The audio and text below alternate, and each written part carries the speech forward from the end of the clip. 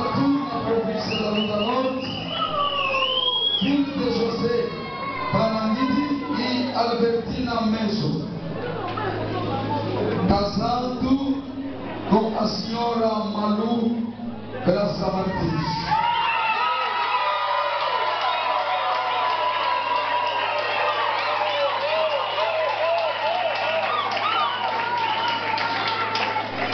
Conversão em 1990, batizado em 1990, pai de 7 filhos.